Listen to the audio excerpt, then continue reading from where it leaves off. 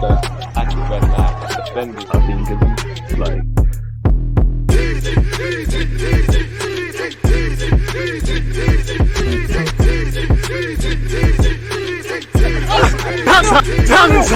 Apparently, people, Joao Felix wants to stay in the Premier League, but he wants to play Champions League football. At least for next season, he's unable to do that at Chelsea. So that obviously throws question marks. Is he talking about Newcastle, Arsenal, Man United, Manchester City, and anyone else who on paper right now, as the Premier League draws to a close, able to qualify for the Champions League?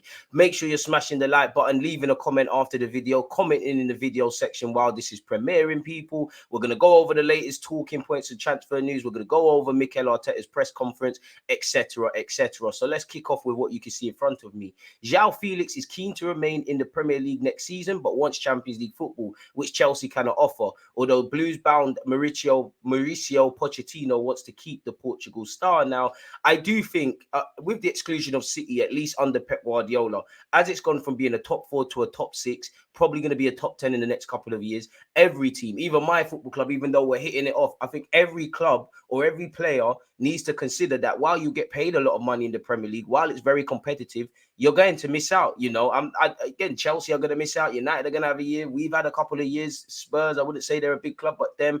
So there's that. And obviously, Pochettino might get things working. And I do think he stays at Chelsea. But for what it's worth, he wants to stay in the Premier League, but not necessarily with Chelsea. Man United have been linked with a possible move for the forward. I think he'd be a great signing at Man United. Obviously, they've got a rich history of Portuguese players. He's an exciting player and he's a quality one, and he would add to them. But a bit like Arsenal, while I would take Joao Felix and he can play in a bunch of roles, technically great. Arteta did want him in January. There's a bunch of things to like about Joao Felix. Is he what we need? And obviously, he's an exception to the rule because I think he's got a lot of untapped potential. But is he what he needs? Where Man United are concerned, they probably need another number 9, an out-and-out striker, someone that does what Weghorst does, but to another level, evidently better. We probably need a more physical number 9. Now, obviously, if he comes here, scores goals, using rotation, like all the other players, the Trossards, the Martinellis, the Sakas of this world, it's a fantastic option. But he doesn't fit exactly what we need, people. And with Chelsea being in a transitional period, again, you have to draw whatever conclusions you want. Joao Felix is reportedly eager to continue playing in the Premier League next season, but not necessarily with Chelsea. The forward has scored 3 goals in 17 appearances. And some Chelsea accounts say that Chelsea have concerns about his work rate. If you're not going to work hard off the ball, then it's a myth with Mikel under Mikel Arteta. Sorry about that. According to Cope, Joao Felix could end up playing for one of Chelsea's Premier League rivals next season as he looks to secure Champions League football for next season. As the Blues sit outside the race for the top 4, they're even in the top half of the league. That limits his options for a potential destination to the likes of Arsenal, Manchester City, Newcastle, Man United, and Liverpool, who are only 5th by 1 point. Again, Eric Ten Hag's men have been linked with him. Newcastle have been linked with a whole bunch of stars: Moussa Diaby, Rafinha, Joao Felix, etc., etc. And it's an exciting project they're undergoing under Eddie Howe, as we can already see, people.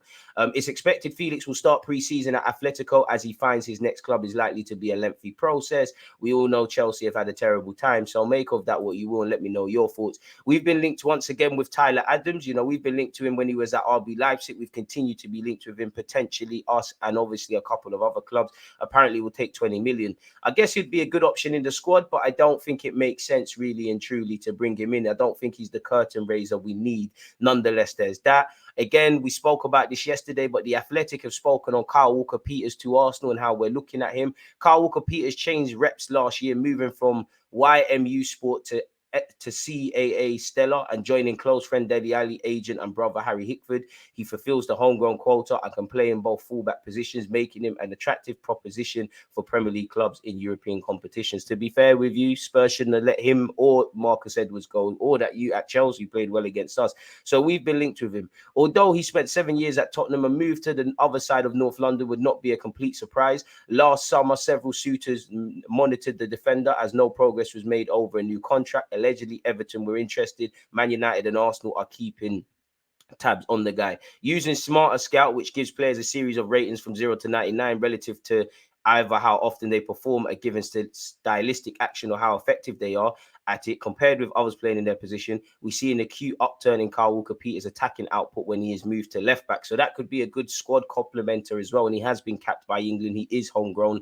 etc., etc. I mean, if we're looking for a right winger, you know, apparently, you know, Kulusevski's future is undecided at Man United, at Tottenham Hotspur. So maybe that's something to consider, really. Moving away from that, we've been linked with Mohamed Simikan, formerly of Strasbourg, currently playing for RB Leipzig. Apparently, we've sent scouts to monitor him on multiple occasions. Now, all clubs send scouts to go and monitor players, especially in positions we're looking at. It doesn't mean we're necessarily going to move. You could scout someone and say, actually, he's not for us. But for what it's worth, Man United and Arsenal inquire about Mohamed Simikan, who signed a new deal last year. He's appeared 34 times for the Bundesliga side in all comps this season. He's able to play centre-half and right-back. Arsenal have inquired about Simikan, according to Foot Meccano. Should he make the move to the Emirates, he would link up with William Saliba, who is reportedly out until the end of the season. Arsenal aren't the only interested party, as Man United have also made an inquiry, people. Many English clubs are interested in bringing Simikan to the Premier League, is what it says there. We've once again been linked with Zaha. Arsenal swoop for Wilfried Zaha as talks collapse. Apparently, we're preparing an offer for him this summer. As we know, he stands to be a free agent, the 30-year-old. Apparently, he's rejected a 4-year deal on 200 grand a week. So what would he get at Arsenal, really and truly? And it's not just Arsenal, a bunch of clubs are linked with him, so we'll have to monitor those developments. Once again, you know, Arsenal and Man United have been linked with the individual. Apparently, in relation to Moussa Diaby, there are 3 clubs with concrete interest in the Bayern Leverkusen star Moussa Diaby as things stand. One is Arsenal, one is Paris Saint-Germain, and Newcastle is third. Newcastle have been interested for a long time, and they are now gearing up to have another go at signing him. We've heard they're preparing an offer of about 60 million euros, people. And you've also heard that, you know, apparently Newcastle in Saudi Arabia have met with a number of players, agents, and advisors as they gear up to improve their squad. So we'll have to see exactly what is being said. Obviously, we're going to get into it, but Brighton are playing Arsenal, and obviously De Zerbi's going to be asked about Caicedo. He said, I don't know what will happen next season, but I think if you want to improve your team, you have to decide to make plans before next season, which every club is probably doing. I think we'll lose some important players, and we have to be ready to restart stronger than this season. Players, that's an S. Now, obviously, you've got a bunch of new recruits at Brighton, but you'd imagine McAllister is the one that you could probably say 100% won't be a Brighton player. Maybe you have Caicedo after that. I don't know what else he's referring to. He could be talking about Levi Colwill going back to Chelsea because he's on loan. So we'll have to see. But the way Brighton are moving, with potentially bringing in Mohamed Dahoud, I believe, of Dortmund on a free, Milner on a free, João Pedro's been signed. They're doing what they need to do early doors so that they can have an even better season than in the last 2 years. You know, you can't not talk up Brighton and what they're doing as a club is fantastic. Skipping to what Arteta has said in his press conference, people, if we go over everything that the gaffer has said in relation to Brighton, on Zinchenko and Saliba, he said, we have another session tomorrow before the Brighton game, and we are trying to get players back for that. Smash the like button, people. Today, we haven't trained on the pitch, so we'll know more about tomorrow. We'll know more tomorrow. With Saliba, it's for sure that he's not going to be fit for this game, and we're doubting whether he'll be fit for the next game as well. But we want to keep the hope going and make sure that we give ourselves the best chance of having them back. I mean, his season's done, really, you know. Hopefully he's back for Wolves, I think is the last day of the season, but we've got Brighton, Wolves, and obviously Nottingham Forest away. The season's over now. He said on Tierney, who I wonder how we're going to get into it, but I wonder how Mikel Arteta is going to deploy Tierney, because obviously whatever you have to say about Zinchenko defensively, right? He's key to our build-up play and was against Newcastle and was against Chelsea. As we know, Tierney's been trying to play that inverted role. To be fair to Tierney, he's an out-and-out left-back. You know, he's an old-school left-back. In the same way, he can definitely improve in an attacking sense, and in the same breath, Zinchenko can improve defensively, but I don't think Zinchenko is ever going to be great defensively as a fullback, and I don't think Tierney is never going to be the answer to what Arteta wants. But this shows why you need a squad. This shows why we should have let Tierney go. And I'm keen to see how he mitigates against that. Is he going to deploy Tierney in that inverted role where Tierney gives a good go at it, but he's not that? Is he going to just make Tierney play how he normally plays as a left back, and then look at the Jorginhos, the Granit Xhakas, maybe Benjamin White, not in terms of being inverted, but doing what Benjamin White does, but a bit more, you know, so we can kind of get around that expansiveness. Because as you know, Brighton are not a joke. They've got a perfect blend of being spot on defensively, not in their last game, spot on defensively. They're a nightmare to play against, obviously, in an offensive sense, with the Matomas, actually Danny Welbeck, the number of South American recruits, McAllister. They play lovely football. They can counter-attack you to devastating effect. Fantastic on the transitions. They score a lot of goals, can exploit set pieces. You know, for the neutrals, you know, I would say Arsenal and Brighton are two of the teams that have probably been the most enjoyable to watch in the Premier League this season. You know, I know they got battered against Everton, but wasn't it a couple of games before that they rested a whole bunch of players and ran riot against someone? So we'll have to see. There are opportunities for everyone in every game. They have to show that they are up to it and that we make the right decision or wrong decision with the lineup. Giving the players the minutes that they deserve, it's very difficult with players in this sport because you pick 11 to play and some to sub, and it's not always right. You do it all the time with the best intention. He spoke on Kyrgios. He said he's been really impressive, really composed, really calm. He's been brilliant against two very difficult opponents, which he has, and deserves to play at home against Brighton. With a lot of individual talents, he's defended many situations and dealt with them in a great way. On Aaron Ramsdale, and more importantly, his contract, at the moment, there's nothing to announce with an individual. We'll do that as a club like we always do, but it's not the moment to talk about it, which is fair. He then said, we are very happy with him, the way he's developed, the way he's performed, the trajectory that he's had in the last 2 seasons has been remarkable. We're really happy with him, and he's a really important player for us. On if Arsenal will be willing to break the club transfer record this summer. The conversation now has to be Brighton and the games that we have. We're trying to win the title. We want to be fully focused on that, and all other things are distractions, and we don't want to be anywhere near that. On if the win against Newcastle gave him renewed hope, the title race will go to the wire. Every time you win, every time you play well, every time you feel like you're competing at a level that is required to win this league, it gives you hope. It's not in our hands, and on Sunday, we're certainly going to need to be at our best again and try to win the game. If we win the game, we'll be a little bit closer. And obviously, Arteta, you know, you've seen the reports, you know, Arteta and De Zerbi used to do Zoom calls together, so he's got nothing but admiration for his Italian counterpart. De Zerbi's a sick gaffer, able to play multiple formations, able to make tactical tweaks. You know, with respect to Brighton, he's someone that is probably going to get linked to bigger clubs. He's already been linked to Inter, so we'll have to see. He said the feeling of the last game is most recent one. It was a special one because they're a top side. They've been extremely good at home and are building something really powerful. We managed to go there, play our way and win, especially after what happened there last year. The meaning of it was a bit more than with any other game. On if it will be even more challenging to play Brighton given their last result. Of course, they lost 5-1. You know, their manager said instantly Arsenal will see a different Brighton on Sunday for sure. And because they are really a complete side, the way they're playing under Roberto and the coaching staff is remarkable. It's just a joy to watch them play. He's brought a different idea to the league, and that's a different challenge for managers as well. This is what you want. You want to be in the best league in the world, and we need the best managers and best players. What he's done with them after the foundations Graham Potter left at the club is incredible. It's going to be a very tough game. On how different Sunday's match will be to the League Cup defeat earlier this season. We beat them away as well, which again we did, but we took our foot off the gas and allowed them to score some goals. I'm sure they want revenge on that. Obviously, Matoma and Co, it was a rotated side, but they did exit us out the league. Forgive me if I'm wrong. Did they not beat us at the Emirates last year? We haven't got the best of records against them. We beat them away as well. So they were 2 very different games. When you look at the lineup for the League Cup match, there were 10 changes. There were very similar games in certain moments with different outcomes, but extremely tricky with the way they play and to handle certain things they do. It's the same for them with the way we play. On his respect for Brighton, it's incredible. They have a really clear vision. They've been ahead of many other clubs in the way they have handled and made decisions, the way that they have developed players, recruited talent, the way they have set up the club, the way that they recruit as well is really impressive. I think they've done extremely well. On if our players believe they can challenge for the title, that's what we're here for. It starts on Sunday again. There's 3 games to go. This is the crucial one, and right now we want to beat them and elevate our hopes and enthusiasm to keep going because everything is still to play for. On if we should replicate Brighton's model, no, you cannot replicate it. I think the Brighton model has been great for Brighton. We cannot have the same model. We have to have a different model. I'm sure there are things we can apply to our model, selling players for good money, buying players before they become household names. They do extremely well, but it's a different model. They have different demands. They have a different size of club and probably a different approach as well. So it'd be a mistake, in my opinion, to try to do that, which I can't disagree with. On how this season can set us up for future successes, I'll answer that question at the end of the season. Now it's how proud I am, the preparation and how mentally, physically and tactically we are ready to go on Sunday and be at our best to win the game. On Odegaard's progress as a goal scorer this season, it's great. Those are the demands that he puts on himself. Those are the areas that he's had huge margins to improve, and he's making huge steps in the right direction to become a game winner, which with the profile and role that he has in the team to do that, then you need really good teammates around you, which he has, and that helps as well. On Odegaard embracing being captain, he has this character that everybody respects, everybody admires, and everybody follows.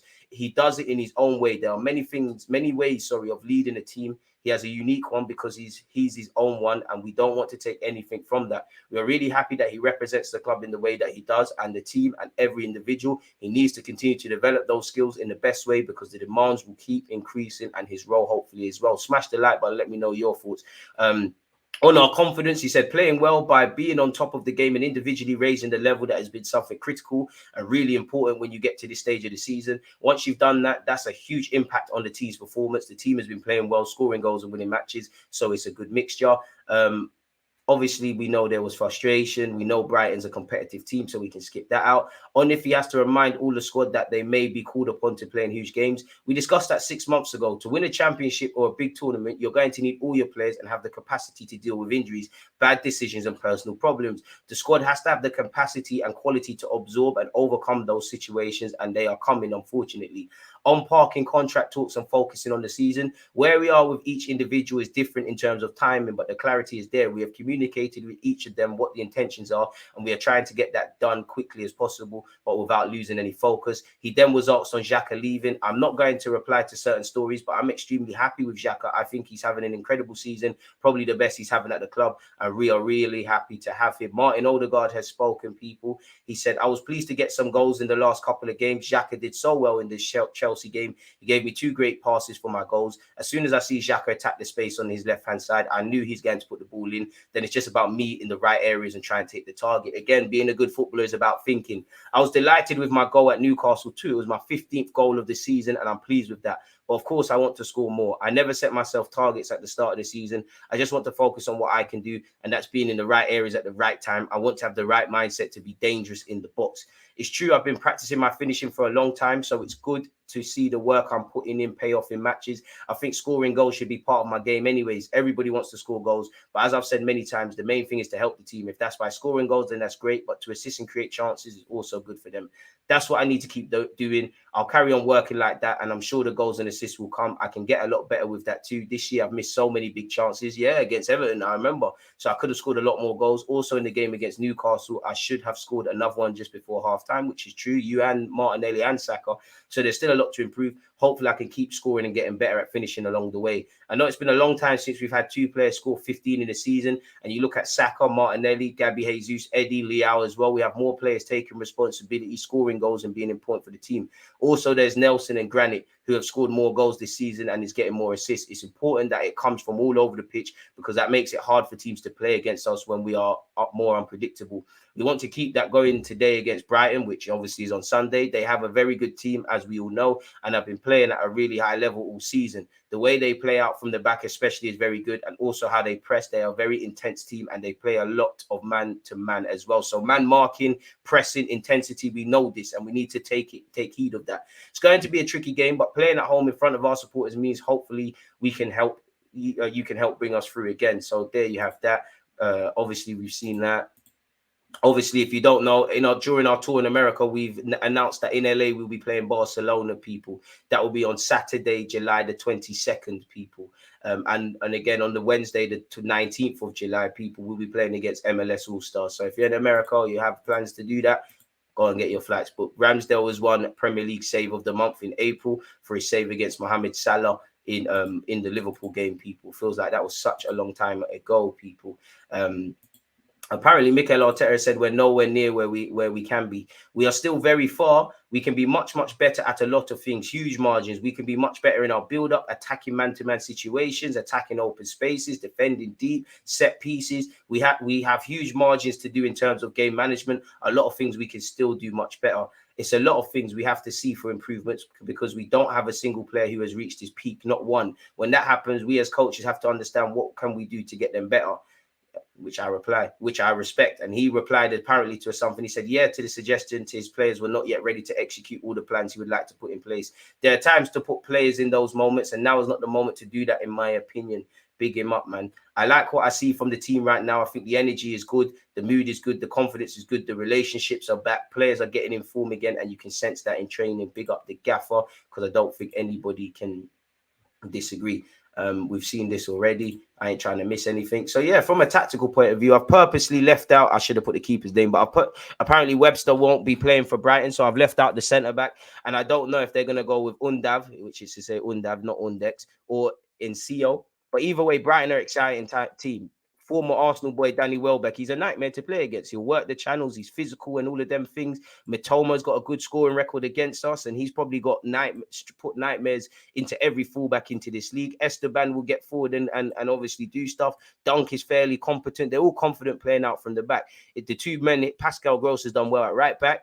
Caicedo and McAllister are obviously two quality players, and they might not be there within the next 2 years. For us, how do we combat that? Because obviously Tierney can do the inverted role, allows Xhaka to stay up, but Tierney has not got the expansiveness. So I do think, do we make Tierney do that and we rely on Odegaard and Jorginho, or do we tell Tierney to play as a traditional fullback and we run the thing through Zinchenko, through instead of Zinchenko, run it through Jorginho, and Xhaka maybe has the time when he makes those forward runs so that he can help obviously connect play, so that can free up our front men, our danger men. But we're going to have to be quick on the transitions. I do think it's a game for Trossard, not just because it's against his former team, but I'm probably more likely to go with this lineup of Ramsdale, Tierney, White, Kirill, Gabriel, Zinchenko, Granit Xhaka, Odegaard, Martinelli, Jesus, and Bukayo Saka, if I haven't made that clear, people.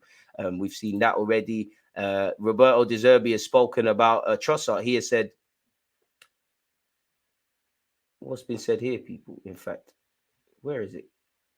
Trossard is a fantastic player. He was a fantastic player when he played for us, and he still is a fantastic player. Now we have other players. I'm proud for my players, and I'm proud for my squad. I only want to speak about my players. I don't want to talk about players from other teams. No love lost there, really and truly. Solly March and Webster will be unavailable for Brighton, people. Apparently, while this is on Brighton's website, obviously, while our away form has been impressive with 7 wins from 16 games on the road, it will take something special to take points off Arsenal at the Emirates. Only Manchester City with 49 and Liverpool with 43 have taken more points at home this season than Arsenal's 42, with both northwest sides having played a game more. The only team to win at the Emirates in the Premier League this season is Man City, where obviously in February we lost 3-1. Fair enough. And you look at our results with Trossard. When Trossard started, we're undefeated, winning 8, drawing none, and losing none. With Trossard on the bench, we've won 2, lost 3, and drawn 4. Make of that what you will. You can see Odegaard's statistics in the Premier League this season, people. You know, it's quite great reading, as you can see there. Only Southampton have kept fewer clean sheets in home Premier League games than Arsenal, so Brighton should believe they could score, and we need to fix up defensively. Brighton have won their last 2 visits to the Emirates in all comps, so I would think I was right when they won at the Emirates last year, and obviously they beat us in the League Cup. Martin Odegaard has scored in his last 2 PL appearances against Brighton. Hopefully that's a good omen. Arsenal and Brighton have met 11 times in the Premier League, with both sides winning 4 and drawing and 3 matches ending as draws, people. Winning 4 and 3 matches ending as draws, if I didn't make that clear. Mitoma has scored in both games for Brighton against Arsenal this season. Hopefully lightning doesn't strike 3 times. Danny Welbeck has 4 goals in his last 5 appearances against Arsenal in all comps. Arsenal have won just 1 of their last 5 home games against Brighton in all comps, people. So it all depends what you're looking at. So it's very interesting. Pep Guardiola is playing a bit of a game. He believes Arsenal will definitely win their final 3 Premier League matches this season. I would like them to drop points, to be honest, but I think they will get 9 points. Fair enough. Fair enough. He's playing games. Hopefully Everton can do us a job. To kind of circle back on transfer news, people, apparently we've made contact with Galatasaray over the signing of Sacha Boey. We're interested in Joao Felix, or Joao Felix is interested in joining Arsenal. We're interested in Simakan. We're looking at Cancelo, the out of favour fullback currently on loan at Bayern Munich from Manchester City. Ramsdale is close to signing a new long-term deal. Martin Zubimendi has cleared talks about moving, although reports today say Xavi has said, I want Lionel Messi and Zubimendi. Check out the other videos I've done. Several clubs across Europe are eyeing Reece Nelson. Saka is to sign a new deal until 2028. We're interested in Ruben Neves. Granit Xhaka allegedly has decided to leave Arsenal. Barcelona are willing to sell Rafinha. Juventus have joined Borussia Dortmund, Newcastle, and Arsenal, to name a few. AC Milan as well, in the signing of young Spanish fullback Ivan Fresneda. We're keen on Ferran Torres, allegedly.